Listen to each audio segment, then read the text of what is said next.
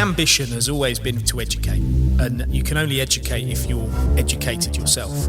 What I want with the platform is to bring the way the different manufacturing economies work, because, you know, we are interested how things are made in the States in the same way that the States are interested in how we do things here. So welcome to this MTD Podcast special edition, as we have a new recruit at MTD. In fact, going to be the general manager of the MTD Global channel. We welcome Tony Gunn to the team, who is here with us in the UK this week. So we're actually recording this from our headquarters in Burton, Latimer. I'm also joined today by Giovanni Albanese and Joe Reynolds from the MTD team, and of course myself, Paul Jones, the managing director and founder of the company. Tony, welcome to the MTD team. How's it feel to be part of this squad? Thank you so much for having me, first of all. And I can literally say I'm so excited I haven't slept. How about that? Yeah, just to put a bit of meat on the bone with that one, Tony's been here for a few days now, and of course with the travelling and the jet lag, he's been falling asleep in the evening and then waking up at about 10:30 and not being able to get to sleep for the rest of the night. So it's been a long day for you, considering it's now 1:00 in the afternoon. That's all right, though. You know, it's coming from the US, I know that the guys there are still awake and the girls there are still awake. So I take a little nap and do some emails until about 3-4 in the morning, and then go for a swim, go for a jog, something like that. And what I think's been really interesting is the emails have been plenty so far, haven't they, since we announced you becoming part of our team. I know that certainly from our side here, and we'll touch on this throughout the podcast, people have seen it as a perfect fit for yourself and for us as well. So we'll touch on that. We're also going to find out a little bit about Tony's background today in this podcast. We're going to learn about what he's been doing with himself over recent years. And of course, what's going to happen now with the MTD Global channel, and how you can contact us to be part of this, what is going to quickly grow into, I'm sure, one of the world's largest channels for manufacturing and metal cutting. But Tony, let's start with you. So, I should welcome you guys as well, actually, first, shouldn't I, Gio? Joe, hi, Paul. How you doing? Hi, Tony. Welcome to the team. Hey, it's good to have you guys on board now. Yeah. Tony, how you doing? Gio, Paul. Cheers, Joe. It's not about you two today. No, it feels weird. But just one thing, I don't want to get into the Tony thing. Tony mentioned he likes to go to sleep about 1 p.m. It should work well with you, Paul. You go for a lunchtime snooze. When your brain works as quickly as mine does, you do sometimes need to take a bit of a break during the day. So I'm hopeful that Tony's brain is as good as mine. That would be brilliant. But Tony, let's touch on your past. What have you been up to in recent years, and what give us a little, for those that don't know of you, what's your experience within this industry? What have you been up to? Well, in the recent years, I think I've had the great privilege to meet so many amazing people around the world, working with Air Turbine, which I think a lot of people know, including you guys. If we want to reach back further than that, I had the great privilege of starting out in a machine shop about 21, 22 years ago. And all I did was press a couple of buttons and a big piece of steel came down and punched a hole in another piece of metal. So that's kind of where it all started. And the reason I bring that up is because, you know, Gio and I were talking earlier, how do we inspire the youth of today to realize the great careers that come from manufacturing and what we all do, right?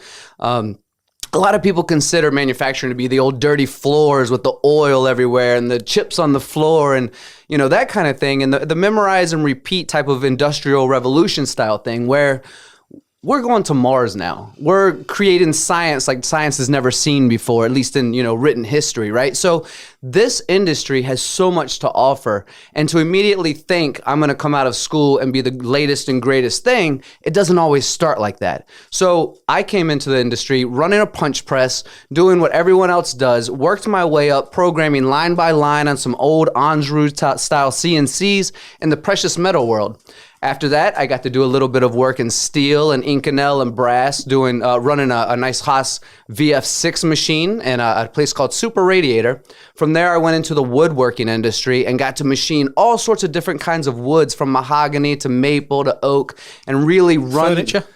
We did custom kitchens, custom bathrooms, custom living rooms, anything that was going to be made of wood, we did. And oddly enough, while doing that, I turned in somehow into an interior designer for about 2 years. I don't know how that happened, but it was kind of fun. So interior design. From there, I decided I wanted to live on vacation. I was tired of being cold. I was tired of the winter times. I picked up all my stuff, drove to Florida, and I had the great opportunity to work with Air Turbine, which is where most people that I've met in the industry now know me from. I recently realized that I needed to take a few moments for myself. I stepped back from the industry, went on a kind of nomadic hiatus with my family, really reconnected with who I was, what was important to me. During that time, we'll call it coincidence, call it intuition, whatever you want. I gave Joe a call. I said, Joe, when are we going to start MTD USA? He said, I've been wanting to do that. Let's see what we can figure out. We kind of went back and forth, and here we are today. Again, not sleeping out of excitement, and I'm really grateful for the foundation that you guys have put down that makes everyone excited about MTD expanding out of the UK, because everyone's been waiting for it, right? And I'm honored that you guys would consider me that person to help you guys expand. So thank you for that. Joe and Gio, you did a podcast, didn't you, with Tony a couple of weeks ago, well, a good few weeks ago now. But again, this is where a lot of this has come from. Tell us about these calls as well then, Joe. Well, the podcast turns out to be a job interview, didn't it, really? It's quite good at these. No, joking aside, no, it worked out yesterday. Was it 6 years or 8 years since me and Tony loosely known each other? Correctly, Air Turbine Spindles, both at MAC, all the various trade shows around the year. He's the perfect guy, really, isn't he? Perfect guy, close your ears, he's charismatic. He's actually getting younger. He's the only man I know who's getting younger the longer I've known him. But there's some secrets to that, Yeah. Tell us about that later, won't it? But there are some secrets to that. No, joking aside, we've been looking to expand the brand overseas for quite some time. We've got a large audience overseas already, and you're the right fit, really. And obviously, collectively, the team all agree, I'm sure. Yeah, I mean, Gio, you came into the business a few years ago, and I kind of look at Tony's introduction after yourself, and I think that you two have got a lot in common, haven't you, with your knowledge and it's a wisdom. pleasure. It's brilliant to have Tony on board. It's absolutely fantastic. I kind of, even before we did the podcast with Tony, it was an honour to do it with him. I'd seen him on LinkedIn. I met you at EMO briefly last year. But you were really on point on LinkedIn. I started following you on LinkedIn and the stuff that you did and really respected your work. So when we'd done that podcast, it was just brilliant to learn and bounce off each other and to kind of see someone else that's got the same beliefs as you and the same morals in this industry and can see it from the same perspective as you, because there's a lot of people that can talk the talk but don't necessarily walk the walk, shall I say? And it's nice to meet Tony, and I can't wait to start working with him. That's so important, that aspect as well, though, Gio. When I was out with Tony yesterday, we were doing some interviews with engineers, but we also did a piece on our own about an automatic or a manual automatic pallet changer, a Mayland pallet changer. It was on front of a Haas VMC. And it was quite interesting because we looked at it collectively and we thought, where's the sketch in this? And Tony's first comments were, there's so many other ways of doing this these days. Quick change work holding, 0 point systems. How do we get an angle on this for a decent video? And I think it was quite interesting because we went down the road of saying, well, look, this is really where automation started, and it is because the Mayland system was back in the early 90s. The guy actually developed it because he didn't want to buy a new one, and it's quite I call it antiquated. It's quite it's just a manual automation, isn't it? But the story, purpose, isn't it? The story was quite good in the end, and we managed to craft something. But what I will say is that when we started to get into it, all of this knowledge that Tony had got about work holding and manufacturing all came through very, very clearly. So to me, the podcast was his first interview. That was his second. But he passed both occasions. I'm happy to hear I passed. So I go home real disappointed from the UK on Sunday if you're like, we changed our mind. It's been a great week, but we changed our mind now. Yeah. But it was really good to hear. And just to re-emphasise that for those that don't know, Tony has joined the MTD team. He's going to be the general manager of the MTD Global channel. He's going to be operating out of the United States to start with for the coming months. But of course, with the way the global channel has grown over recent years, we are at most global exhibitions as and when they happen, and will be when they start again. And Tony will be the man that will be driving that forward. So whether it's factory visits, whether it's end user testimonial stories, what we're looking from Tony is to really showcase the US market to the rest of the world, as well as others in the US to start with, and then obviously that will be reaching out. I know you've got plenty of contacts, and this is what I want to get into now, Tony.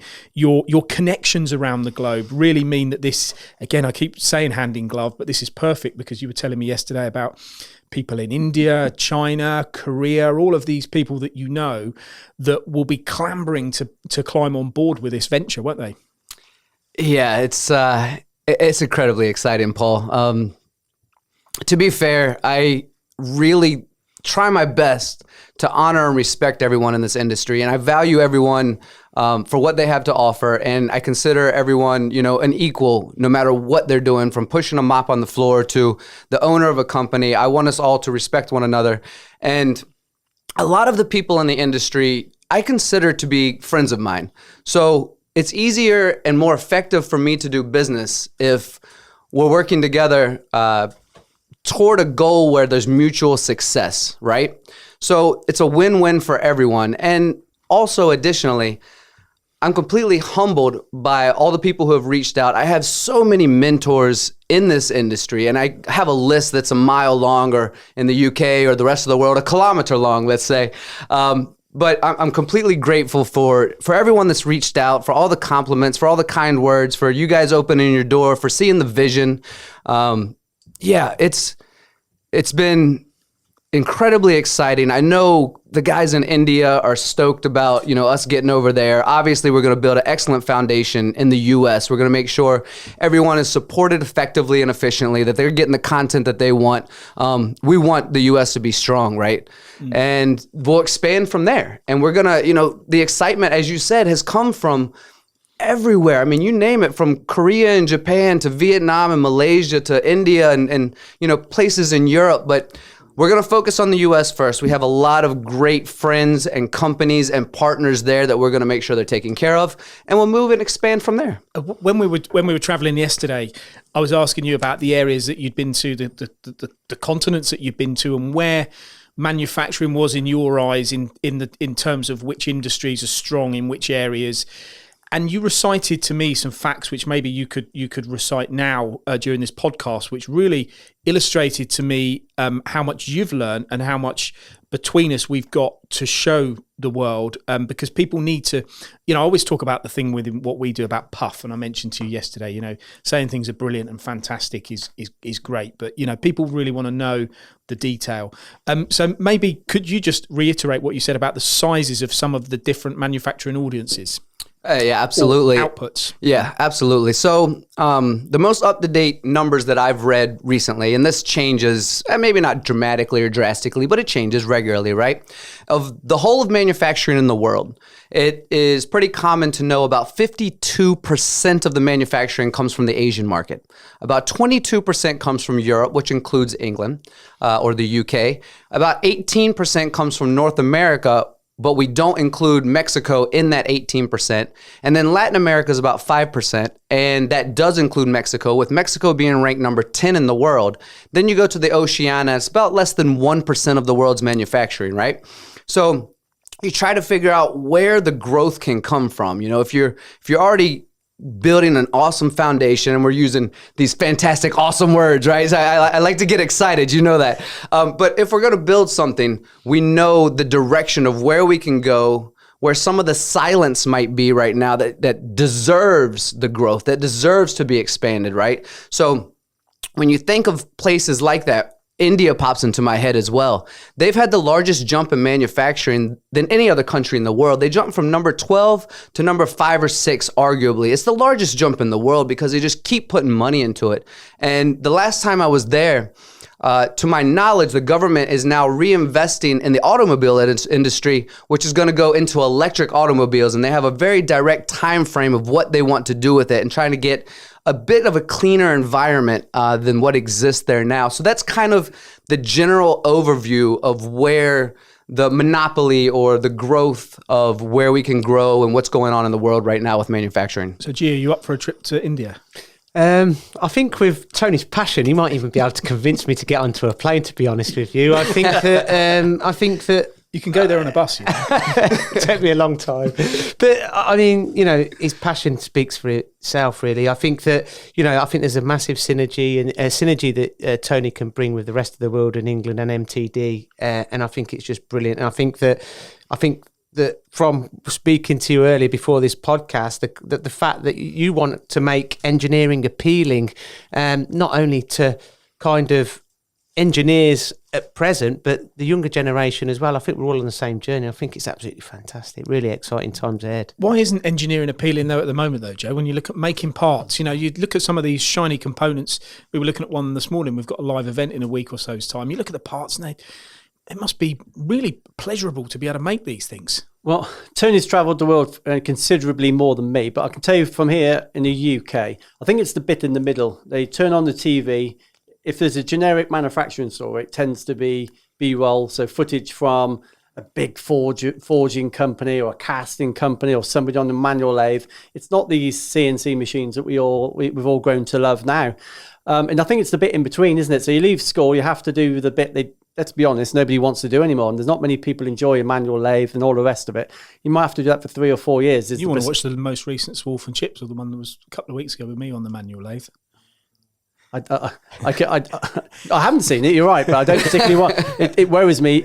It worries me in equal measures. But yeah, no. Joking aside, I don't think it's seen as a glamorous job, and arguably it is. When you look at I think is it £32,500 is the average salary? I think in the UK it's 26.5. So it's considerably above.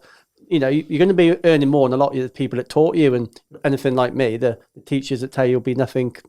Yeah, but you look at things like Formula One and stuff like that. We've got the Formula One alley down here, and we'll talk about the American market in a minute because I'm interested in the sectors that are covered there. But that's quite a youngster's game, isn't it?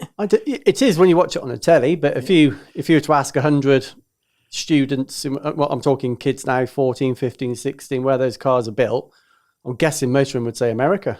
The fact is, the 90% of that grid is here in the UK. Would they know that? I'm not so sure. Yeah, you're probably right. Tony, tell us about the States then. Let's have a bit of a analysis of where the markets are in the States and how it all works. What's made there and where is it made? It's a great question because the States are large. I mean, it's a massive size country, right? And depending on where you are in the country, you're going to get a majority of different types of manufacturing. If you get to the Midwest, it's historically known as, automobile area, right? You got the Motor City in Michigan and Detroit, you head out west and the famous Silicon Valley is there. And you head a little bit south from Silicon Valley and, there's SpaceX and Tesla. And then, Texas has been known as oil industry, right? And even though it's done in other places, it's known for it. You head to the East Coast, like the Northeast, and you're now into the medical world for the most part, the Connecticut's, the New York's, that kind of place. So as with many countries who find the outsourcing to be more affordable, even though there's a ton of reshoring going on right now, which is kind of exciting for a lot of countries, for the past few years, there's been a lot of, offshoring. If that's an actual word. And so you'll see a ton of R&D. So you'll see these private setups in these places that I can't really discuss. I'm supposed to be blinded to it. But you'll see private setups. They're discussable. And then this product gets shipped overseas to be produced by the millions, if not billions. I've walked into a place in Vietnam, making phones with 15,000 robo-drills. It looks like a hall of mirrors. So you see the mass production that's done. And then we equate this situation to how do we always balance these finances for cost of living versus outsourcing. And now we're getting involved with automation.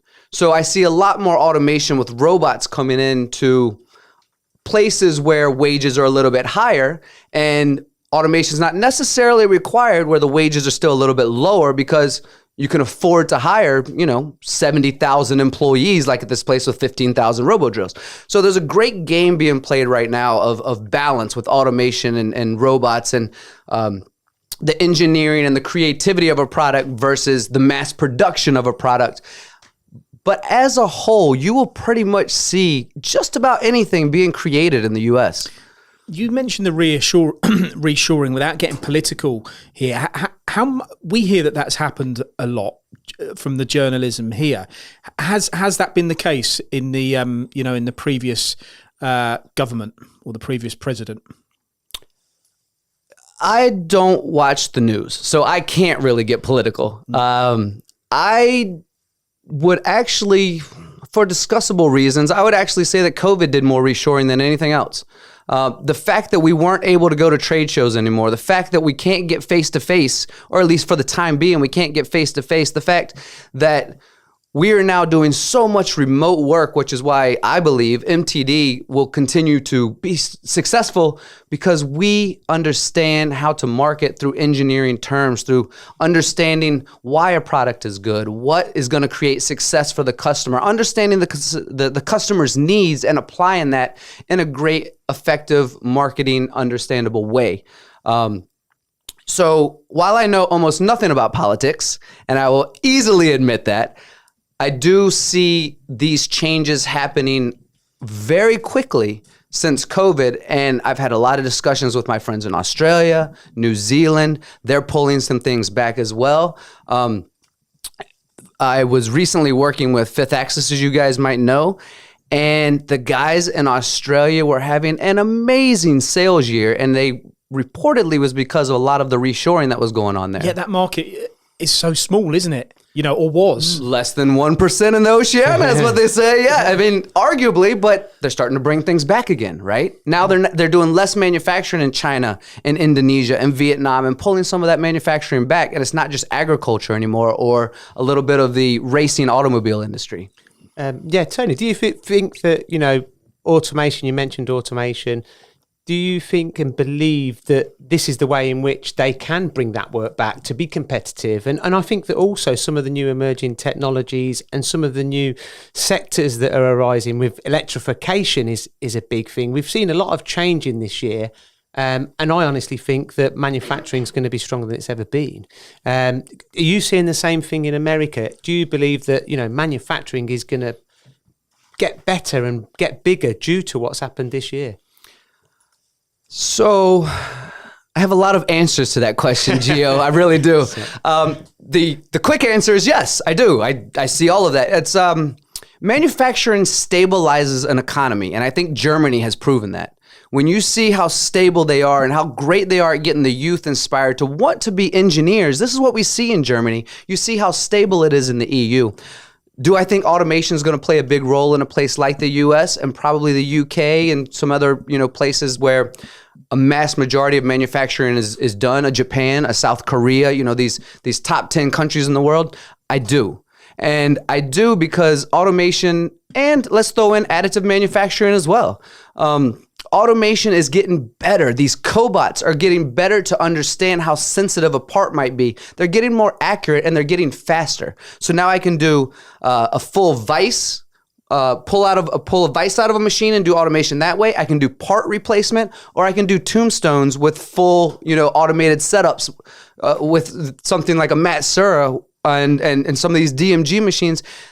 There's just so many different options that continually get better. And we were talking earlier about the additive manufacturing, how it checks the material before it even prints now, and it's starting to become faster and faster, right? Yeah, absolutely. Yeah, you mentioned Japan. They create lots of product, don't they? And it's a very expensive economy to live. So surely if they can prosper, we can here in the UK as well. I completely agree. Japan's, I believe, and I sometimes get it mixed up with Germany, but 3 or 4 in the world. And they produce a lot. Yet you look on the map, it's a tiny little island. How are they able to do that? And the Japanese have a great system that a lot of people follow. There's some really secure, reliable machinery and tools that come out of Japan. The world knows this, and they're known for their engineering. And the fact that they're able to constantly not just keep up, but update and stay above the curve really goes out to the way that they have set up their society as well for manufacturing. Sure. And you've mentioned you're going to start this journey in America, call it a journey. How do you think our product is going to be, how's it going to be received and what are you going to be offering out there? Well, it's already been received with open arms. I mean, the feedback that we've gotten, Joe, holy moly. That sounds like a silly word, right? Holy moly. I'm glad you said moly. Well, we're on a public podcast, right? That sounds a bit silly, but the feedback's already been, and we'll go back to those exciting words, it's been amazing. I think it's, again, I'll go back to COVID, and maybe it sounds a bit redundant that I keep repeating this situation, but if you look at the fashion world right now, they are above the curve when it comes to how good they do at digital marketing. You flip on a TV, what do you see? You see a movie, you see sunglasses, you see shirts, you see fashion, this type of thing. And to be fair, and not to look down upon, because I don't think it's worth looking down upon, the manufacturing world was not ready at this moment to go completely digital. We're so used to hanging out with each other at these trade shows and having a drink and, high-fiving and spending. This is what we do in our industry. The sales guys are built for this face-to-face relationship, to go out, to cheer each other on, to brainstorm and create something unique that happens in a circle that doesn't necessarily happen while you're on a Zoom meeting, right? So we are restructuring the way things are done at a global scale right now, and also at a much quicker pace than we have done before. So, like I said, about 30 minutes ago, I don't know how long we've been talking, but a little while ago, MTD has been warmly accepted because you guys have done such a great job of building a foundation, saying, we're here not to produce fluff, but because we're technical people as well, and we want you guys to succeed. We want to showcase what you're doing on a technology level, and not just, you're awesome, you're cool, way to go, yeah, high five. You're great at that. And so you're being well received in the U.S., and not just the U.S., but around the world. Yeah, that's you're dead right, Tony. And I think that this is proven that this is the right time for this move for both of us. I mean, we've seen since we launched the global channel and started traveling around to the EMOs, the A&Bs, farther afield to the TimTosses, the IMTSs. You go into these events and you see people looking at you, and they say, "Oh, they come up to you, you're from MTD. You can I have a photo? Can you interview us? Can you do all that?" So we have worked hard to get to that, and I think working with you is going to be fantastic for both of us. I was amazed at the comments that I saw come across your social media, across everyone. I've been having phone calls. I know the guys have been having phone calls, and it's been a real good collaboration. I mean, some of the companies in the States that have been, Heinbook, for example, Gio, they've been talking to you for months, haven't they? Saying, when can we get this thing off the ground in the States? How's it going to work? And Gio will come to me and I'll go, I don't know yet. There's no quick answer to that. We've got to do it right when we do it, and I think this is the perfect timing. So are we not meant to say this was years in the planning, and we've taken a lot of thought and things like that? Joe would be liars if we said that. One thing I think we're going to learn so much as well and benefit in the UK from Tony, because I think the way that they work in the United States is different to how we work in the UK. I mean, if you look at their concepts, they're more heavily involved in horizontal machining rather than fifth axis machining, and there's arguments for and against dependent on components, but we're going to be able to see trends, we're going to be able to see and assess what Tony's doing, and we're going to be able to help Tony and learn from Tony, and it's going to be a mutual journey, and I'm really excited to see what the future's going to bring. The ambition has always been from an MTD platform is to educate.